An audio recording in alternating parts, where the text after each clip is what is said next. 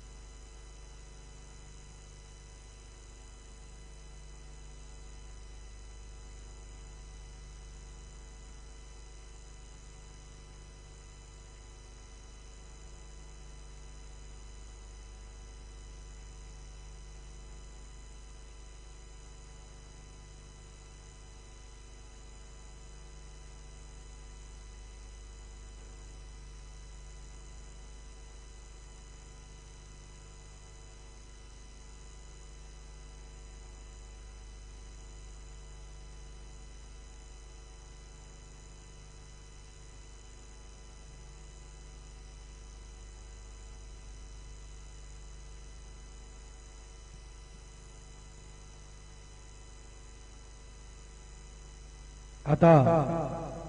माध्यान्ह आरती सुरू होत आहे। सर्वांनी एका सुरात आरती मनावी। माध्यान्ह आरती शुरू हो रही है। आप सब एक सुर में आरती गाइए। श्री सच्चिदानंद सद्गुरु साईनाथ महाराज की जय। जीवन पंचारती करो बाबा से आरती करो साये से आरती करो बाबा से आरती उठाओ उठाओ बांधव वाळू हार माधव साईर माधव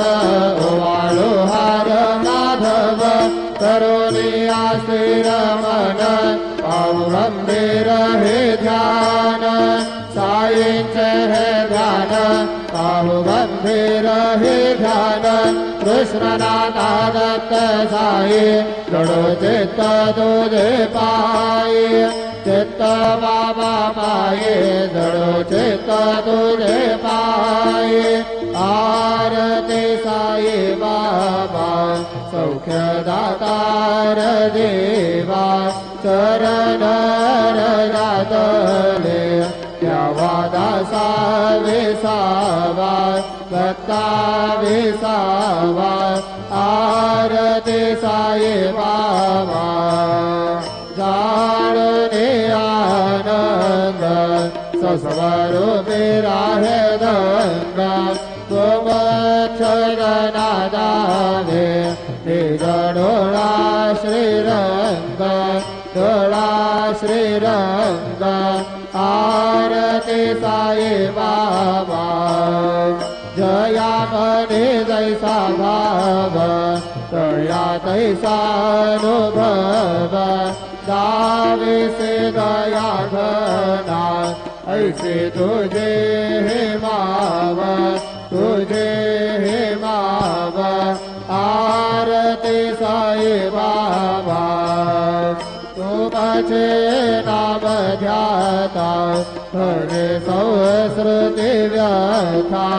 अगाध तव करणे मार्ग दावी से अनाथा दावी से अनाथा आरती साई बाबा कलियुगे अवतार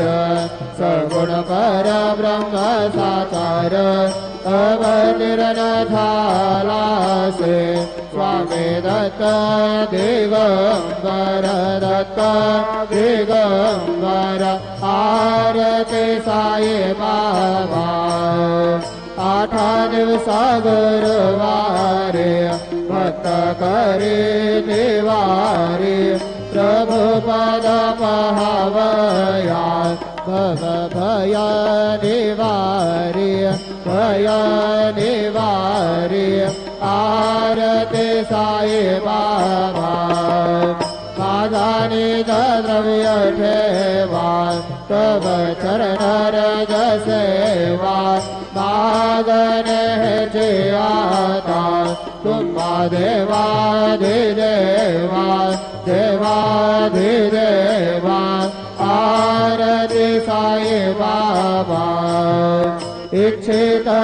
दिन चातक निर्मल तोय निज सुख पादावे माधवाया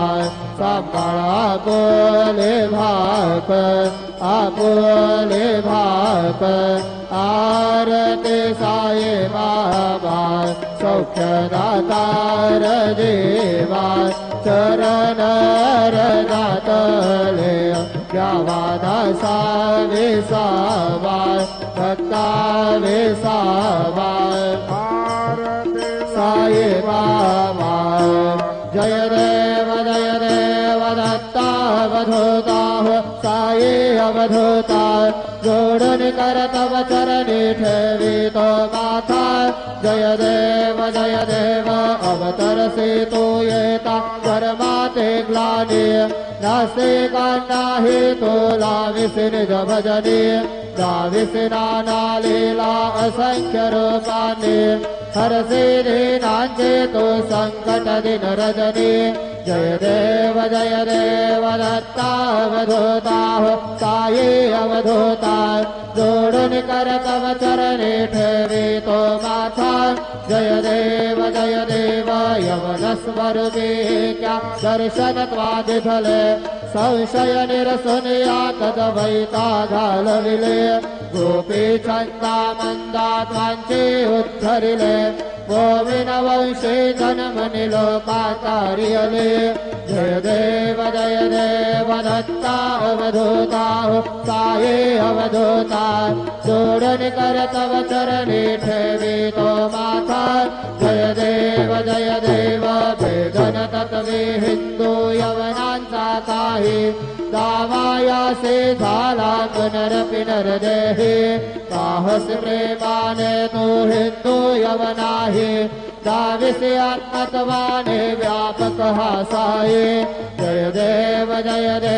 दत्ता अवधूता साई अवधूता जोडून कर तव चरणी ठेवितो माथा जय देव देवा साई नाथा स्वतपदनत भावे परमाया मोहित जनमोचन धनि भावे त्वत्कृपये सकलांचे संकट निरसावे देशील तरिरे त्वद्यश कृष्णाने गावे जय देव दत्ता अवधूता साई अवधूता जोडून कर तव चरणी ठेवितो माथा जय देव शिर्डी माझे पंढरपूर साई बाबार मावर साई बाबार मावर शुद्ध भक्ती चंद्रभागा भाव कुंडलिक जागा भाव कुंडलिक जागा याहो अवघे जन करो बाबा से वंदन साई से वंदन करो बाबा से वंदन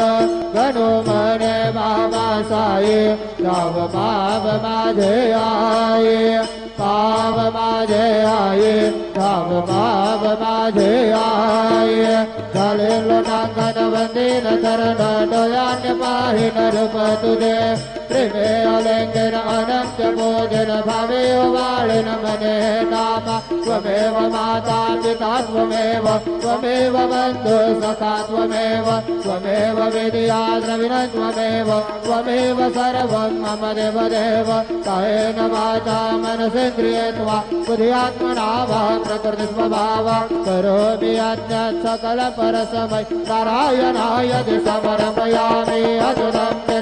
रामनारायणं कृष्णदामोदरं वासुदेवं हरिधरं माधवं गोपिकावल्लभं जानकी नायकं रामचन्द्र भजे हरे राम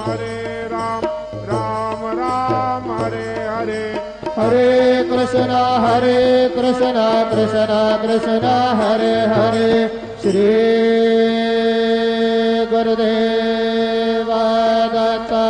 हरि ओम जन्मेन जन्मय दन्त देवा सानि धर्मानि प्रथमान्यासन् देहनाकं महिमानस्य जन्तयत्र पूर्वे साध्या सन्ति देवाः ॐ राजाधिराजाय प्रसह्य साहिने नमो वयं वै श्रवणाय कुर्महे समे कामान् कामकामाय मह्यं कामेश्वरो वै श्रवणो दधातु कुबेराज वै श्रवणाय महाराजाय नमः ॐ स्वस्ति साम्राज्यं स्वराज्यं वैराज्यं पारमे क्षमराज्यं महाराज्यमाधिपत्यमयं समन्तपर्यार् ईस्यात् सार्वभौम सार्वा ईशान्तार्धा परार्धात् पृथिव्यै समुद्रपर्यन्ताय एकरार्जदप्रेश श्लोको भीतो मरुतः परमेष्ठार मरुतस्यावसङ्ग्रहे आविक्षतस्य कामपरेर्विश्वे देवा सभासदेति श्रीनारायण वासुदेवाय सच्चिदानन्द सद्गुरु साईनाथ महाराज की जय। अनंता तुला ते कसे रे स्तवावे अनंता तुला ते कसे रे नमावे अनंत मुखांचा शिरे शेष गाता नमस्कार साष्टांग श्री साईनाथा स्वरावे मनित्व पदा नित्य भावे पुरावे तरी भक्तीसाठी स्वभावे करावे जगातार मायताता नमस्कार साष्टांग श्री साईनाथा वसेतो सदा दाभया संतलीला तिसे अन्य लोकांवरेतो जनाला परि अंतरि ज्ञान कैवल्यदाता नमस्कार साष्टांग श्री साईनाथा कराला धला जन्म महामानवाचा नरासार्थता साधने भूत साचा गुरु साई प्रेमा गळाया अहंता नमस्कार साष्टांग श्री साईनाथा करावे करे सान अल्पज्ञ बाला करावे अमादन्य चुंब निघाला मुखे खाल प्रेमे खरा ग्रास आता नमस्कार साष्टांग श्री साईनाथा सुराधिक जांचा पदावंदिताते सुखाधिक जाते समानत्व देते प्रयागादि तीर्थे पदे नम्र होता नमस्कार साष्टांग श्री साईनाथा तुझा पदा पाहता गोपबाले सदा रंगलीचे स्वरूपे मिळाले करे रास क्रीडा सवे कृष्णनाथा नमस्कार साष्टांग श्री साईनाथा तुला मागतो मागणे एक द्यावे करा जोडितो दीन अत्यंत भावे कवी मोहनी राज हातारी आता नमस्कार साष्टांग श्री साईनाथा ऐसा ये वासाय दिगंबरा अक्षय रूपावतारा सर्व हि व्यापक तो श्रुति सारा अनुसया त्रिकुमारा बाबा ये बा काशी स्नान जप प्रतिदिवसे कोल्हापुर भिक्षेसी निर्मल नदी तुंगा जलप्राशे निद्रा माहुर देशे ऐसा ये बा झूले लुमत से वाम करे त्रिशूल रमरु धारी भक्ता वरद सदा सुखकारी देश मुक्ति सारे ऐसा ये पाये पादुका जपमाला कमंडलो मृगछाला धारण कर सेवा नागजटा मुकुट शोभतो माथा ऐसा ये तत्पर तुझाया जय ध्याने अक्षय ज्ञानचे सदने रक्षोमि वास करे दिन रजने रक्षस संकट वारने ऐसा ये या पर ध्यान तुझे गुरुराया दृश्य करे नयनाया पूर्णानंद सुखे ही काया लाविस हरि गुण गाया ऐसा ये बासाई दिगंबरा अक्षय रूप अवतारा सर्व ही व्यापक तू श्रुति सारा अनुसया त्रिकुमारा बाबा ये बा सदा सत्स्वरूपं चिदानन्दकन्दं जगत्सम्भवस्थान संहार हेतुं स्वभक्तेच्छयामानुषं दर्शयन्तं नमामीश्वरं सद्गुरुं सायिनाथं भवद्वांसविधुवं समार्तण्डमीड्यं मनोवागतीतं मुनिर्ध्यानगम्यं जगद्व्यापकं निर्मलं निर्गुणं त्वां नमामीश्वरं सद्गुरुं सायिनाथं भवाम्बोधिमग्नार्दितानां जनानां स्वपादाश्रितानां स्वभक्तिप्रियाणां स्वबद्धारणार्थं कलौ सम्भवन्तं नमामीश्वरं सद्गुरुं सायिनाथं सदानिम्बवृक्षस्य मूलाधिवासात् सुदास्राविणन्ते त्वमपि अप्रियन्तं करुङ्कल्पवृक्षाधिकं साधयन्तं नमामीश्वरं सद्गुरुं सायिनाथं सदा कल्पवृक्षस्य तस्यादिमूले भवद्भावबधिया सपर्यादिसेवां दृढां कुर्वतां मुक्तिं प्रदन्तं नमामीश्वरं सद्गुरुं सायिनाथं अनेकाश्रुतात्रिकलीला विलासै समाविष्कृतेशानवास्वप्रभावम् अहं पावहीनं प्रसन्नात्मभावं नमामीश्वरं सद्गुरुं सायिनाथं सदा विश्रमाराममेवाभिरामं सदा सज्जनैः संस्तुतं सन्नमदभि जनामोदं भक्तवदरप्रदन्तं नमामीश्वरं सद्गुरुं सायिनाथम् अजन्माद्यमेकं परब्रह्म साक्षात् स्वयं सम्भवं राममेवावतीर्णं भवद्दर्शनात् पुनीतः प्रभोऽहं नमामीश्वरं सद्गुरुं सायिनाथम् श्री सायेश कृपानिधे खिलनृणान् सर्वार्थसिद्धप्रद यशमत्पादुर्दं प्रभावमतुलं दातापि वक्ता क्षमः सदभक्त्या शरणं कृताञ्जलिपुट सम्प्रार्पितोऽस्मि प्रभो श्रीवत्साय परेश पादकमला नान्यच्छरणीयं मम सायिरूपधर राघवोत्तम भक्तकामविवदध्रुवं प्रभो माययोपहत चित्तशुद्धये चिन्तयाम्यहमर्निशम्मुदा शरत्सुधांशु प्रतिमं प्रकाशं कृपादपात्रं तव सायिनाथ त्वदीयपादाब्जसमाश्रितानां स्वच्छायया तापमपाकरोतु उपासनादेवत सायिनाथ सवैर्मयोपासनिनास्तु तत्स्वं रमे मनोन्मे तव पादयुग्मे भृङ्ग यथाब्जे मकरन्दलुब्धः अनेकजन्मार्जितपापसंशयो भवेत् भवत्पादसरोजदर्शनात् क्षमस्व सर्वान्नपराध्यपुञ्जकान् प्रसीद साये सद्गुरुदयानिधे श्री साईनाथ चरणामृतपूत चित्ता सतपाद सेवन रता सततञ्च भक्त्या संसारजन्य दुरितोद्धव निर्गतास्ते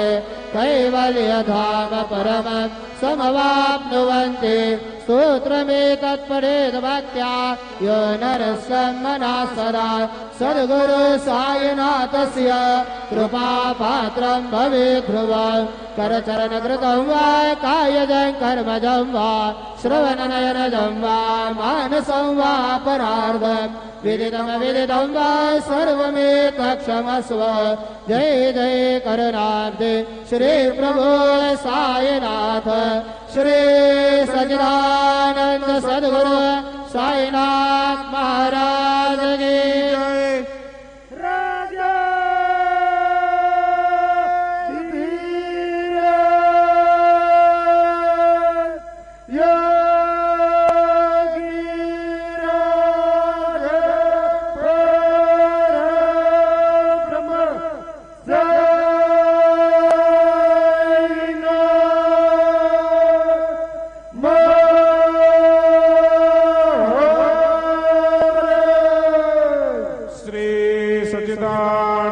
सद्गुरु साईनाथ महाराज की जय।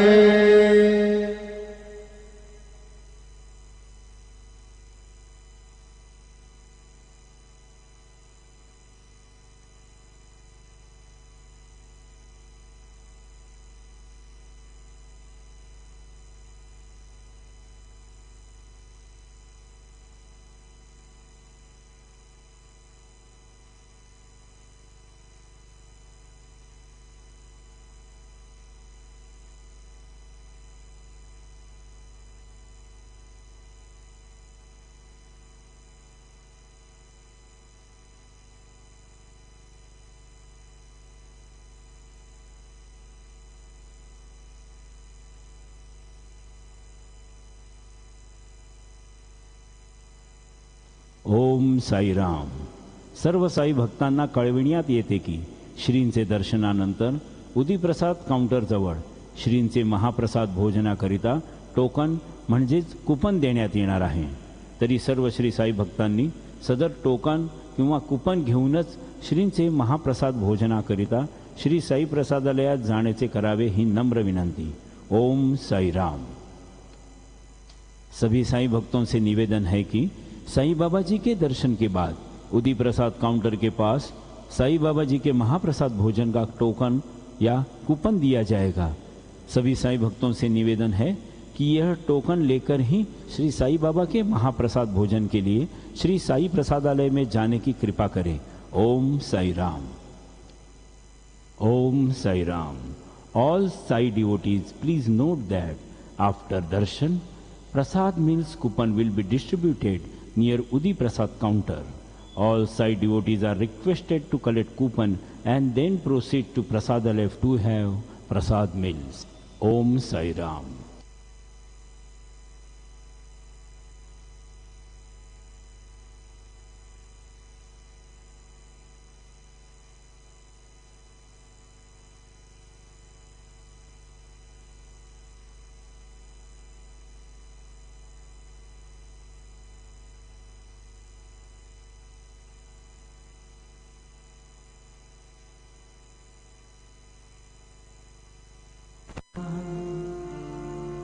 साई